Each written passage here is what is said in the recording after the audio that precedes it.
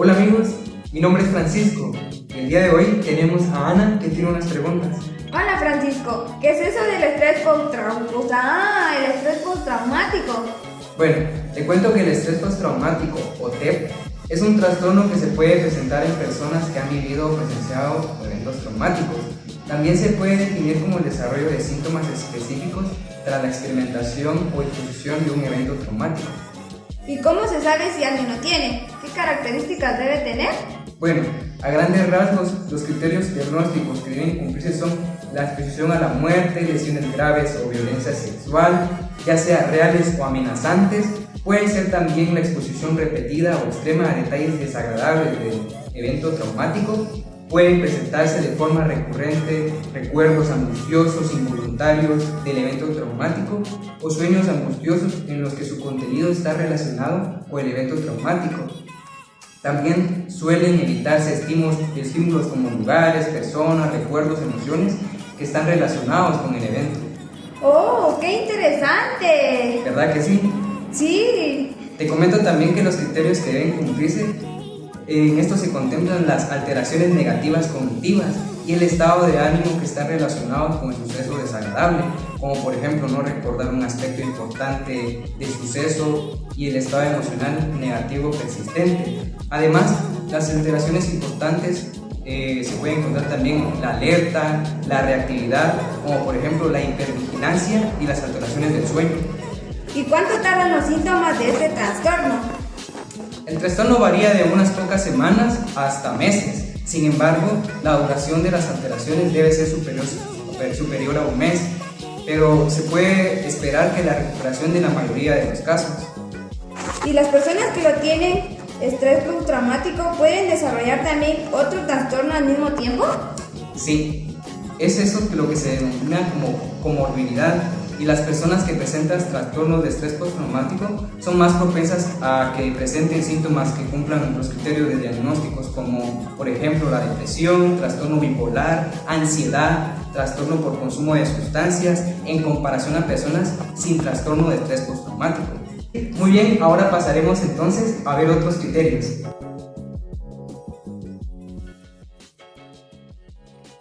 Hola Wendy, ya nuestro querido amigo Francisco nos comentó un poco del estrés postraumático. Ahora a mí me encantaría saber un poco más, pero de los criterios diagnósticos de estrés postraumático en niños. ¿Será que nos podrías comentar un poco más de eso, por favor? Claro que sí, ahora te cuento. Bueno, déjame explicarte. En niños menores de 6 años, la exposición a la muerte, las lesiones graves o violencia sexual, ya sea esta real o amenaza en cualquiera de las formas, como por ejemplo, pues la experiencia directa del suceso o bien presencia directa también afecta el conocimiento del suceso que haya ocurrido en los padres o bien en otros cuidadores. También tenemos los síntomas de intrusión asociados al trauma. Los sueños y recuerdos angustiosos o repetitivos, estos suelen ser involuntarios ya que son relacionados con el suceso, como por ejemplo escenas donde el niño repite el suceso. Estos podrían hacer que tenga una pérdida de conciencia del entorno. ¿Sabes? Esta también podría ser representada en forma de juego. Oh, es muy interesante lo que me estás contando. A ver, pero cuéntame más, quiero saber más. ¿Sabes? Todo esto del estrés postraumático me parece muy interesante.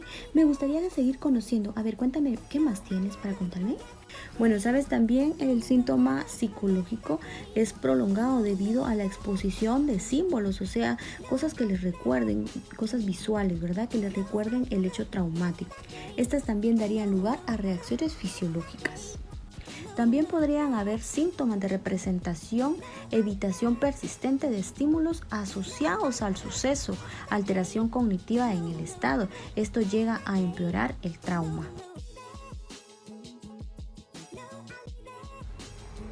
Y dime, ¿qué es la evitación persistente? Cuéntame.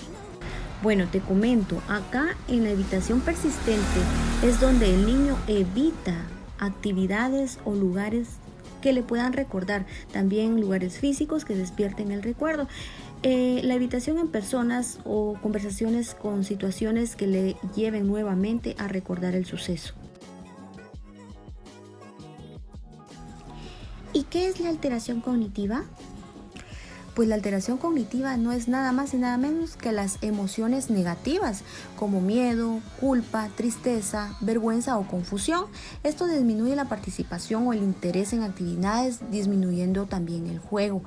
Socialmente su comportamiento es muy retraído, reduce su expresión a emociones positivas. También en otro criterio, esta crea una alerta de actividad relacionada con el suceso y se manifiesta de la siguiente manera. Comportamiento irritable, arrebatos de furia, muchas veces sin provocación, y manifestación de agresión física y verbal a personas u objetos, pataletas extremas, ¿verdad? También podríamos tener como el sentido de hipervigilancia, la respuesta exaltada, problemas para concentrarse, como también alteraciones en el estado del sueño. En la duración de la alteración sobrepasa el mes. En la alteración con los padres, hermanos, compañeros, como también el comportamiento en la escuela. Pero sabes, aún tengo una duda. ¿Qué es la comorbilidad? Ok, ahora te cuento. La comorbilidad, aunque en la mayoría de niños con trastorno de estrés postraumático, también pueden tener más de otro diagnóstico. Los patrones de comorbilidad son diferentes que los de los adultos, con un predominio de ansiedad a la separación. Hola, mi nombre es Sofía y el día de hoy hablaremos acerca del trastorno del estrés agudo. Y para eso tenemos a un invitado especial. Hola, soy Pablo. ¿Y qué necesitas saber, Sofía? Yo necesito saber cuál es la definición del trastorno y también su temporalidad. La definición es el desarrollo de síntomas característicos que duran de 3 días a un mes y aparecen posteriormente a la exposición de uno o más eventos traumáticos, aunque este trastorno puede progresar a trastorno por estrés postraumático. Puede variar entre individuos, pero típicamente involucra a una persona de ansiedad, que incluye alguna forma de experimentación del evento o reactivación hacia el evento traumático. Eso es muy interesante y también me podrías compartir los criterios. Sí, los criterios son: criterio A, el estresor. La persona estuvo expuesta a realidad o amenaza de muerte, heridas serias o violencia sexual en una o más ocasiones. Experiencias directas del evento traumático, presenciando en persona el evento cuando ocurría a otros. Memorias perturbadoras, recurrentes, involuntarias e intrusivas del evento traumático. Criterio B. Presencia de 9 o más de los siguientes síntomas de cualquiera de las 5 categorías de intrusión de estado de ánimo negativo, disociación, evitación y aumento de la actividad, que inicia o empeora después del evento traumático que ha ocurrido. Criterio C. La duración de la perturbación. Síntomas del criterio B es de 3 días a un mes posterior a la exposición traumática. Criterio D. Importancia funcional. Los síntomas provocan perturbación clínicamente significativa, deterioro en el funcionamiento a través de los dominios sociales, interpersonales, ocupación, educacional, del desarrollo y salud física. Muchas gracias por la información. Es realmente interesante saber acerca de los criterios. También me gustaría saber acerca de la morbilidad. Sí, la morbilidad es la alteración del sentido de realidad, por ejemplo, sensación de aturdimiento o de que el tiempo se ha hecho más lento, incapacidad para recordar una parte importante del acontecimiento traumático, esfuerzos para evitar recuerdos, pensamientos o sentimientos angustiantes o asociados con el evento.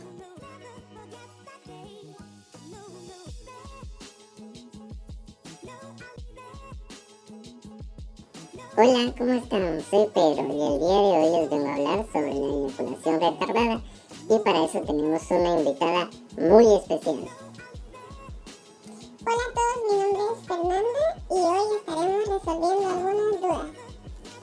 Y mi primera duda es la definición del trastorno. Es un trastorno en el cual se necesita mucho tiempo de estimulación sexual masculina para que el hombre alcance el clímax y libere el semen a través del pene. Oh, qué bien. Interesante información. Y también me gustaría saber los criterios diagnósticos. Sí, tenemos tres. El primero es leve, evidencia del malestar leve a causa de los síntomas del criterio A. También el moderado, evidencia del malestar moderado a causa de los criterios. Y el grave, evidencia del malestar grave o extremo a causa de los síntomas del criterio A2. Perfecto, qué importante información. También me gustaría saber la temporalidad de este trastorno. Sí, claro, algunos hombres con eyaculación tardía necesitan 30 minutos o más de estimulación sexual para tener un orgasmo y eyacular. Otros hombres directamente no podrían eyacular. Oh, qué bien. Y ahora también me interesa saber cuál es la comorbilidad. Sí, existen ciertos indicios que sugieren que la eyaculación retardada puede ser más frecuente en los casos graves de depresión mayor. Oh, qué bien. Me interesa mucho esta información. Y también me gustaría saber las consecuencias funcionales de la eyaculación retardada. Claro que sí, las dificultades para eyacular pueden contribuir a las dificultades para concebir. El retardo en la eyaculación a menudo se asocia con un sufrimiento psicológico importante en uno o ambos miembros de la pareja. Oh, qué bien. Hasta el momento me ha quedado todo muy claro y me interesa mucho la información. Y para concluir con estas preguntas me gustaría saber los aspectos diagnósticos relacionados con la cultura. Claro que sí, las quejas de eyaculación retardada varían en los diferentes países y culturas. Dichas quejas son más comunes entre los varones de las poblaciones asiáticas, entre los varones que viven en Europa, Australia o Estados Unidos. Esta variación puede ser atribuida a diferentes culturas o genéticas entre las diferentes zonas. Oh, qué bien. Muchas gracias por esta información. Me servirá de mucho para poder explicarle esto a las demás personas.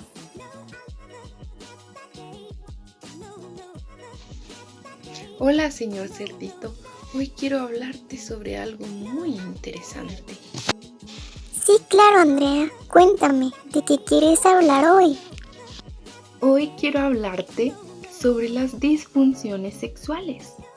Eso suena muy interesante. ¿Puedes contarme más?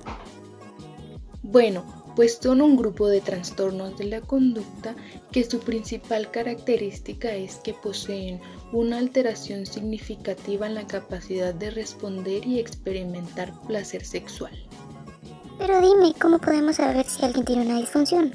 Bueno, para saberlo debemos pasar primero por el juicio clínico de un profesional y cumplir con ciertos criterios y características para poder diagnosticar de manera eficaz. Pero Andrea, si yo tuviera esto, ¿cuánto me duraría? ¿O se contagia? No, Cerdito, esto no se contagia como una gripe y el tiempo depende de muchos factores, pero algunos pueden durar toda la vida, otros son adquiridos, otros se generan o son situacionales. Así que no puedo decirte el tiempo exacto porque tendría que evaluar otros criterios. Ay, ya me había preocupado. ¿Pero cuáles son esos factores? Sí, no hay de qué preocuparse, pero los factores son los siguientes. La persona tiene pareja, el estado de la relación de pareja, si ésta se encuentra bien o se encuentra mal, la vulnerabilidad de la persona, si ésta se siente cómoda con su cuerpo o si ha sufrido algún tipo de abuso. También debe tomarse en cuenta su religión, su cultura y si posee algún tipo de afección médica. ¡Wow! ¡Qué interesante! ¿Puedes contarme algo más sobre esto? Claro, ahora te cuento. Hay muchos tipos de disfunciones sexuales, pero leyendo hubo una que me llamó mucho la atención y es la disfunción sexual no especificada. donde nos dicen que este tipo de disfunción no cumple con los criterios como las demás que leí. Por lo tanto, no puede darse un diagnóstico totalmente específico. Pero esto no quiere decir que la persona no manifieste malestar o que no le afecte. Esto puede deberse a que el profesional o el paciente no proporcionaron la información suficiente y por lo tanto no podemos tener un diagnóstico más específico. Ahora dime qué te pareció la información. Pues me pareció muy interesante. Muchas gracias a los terapeutas que nos dieron esta información.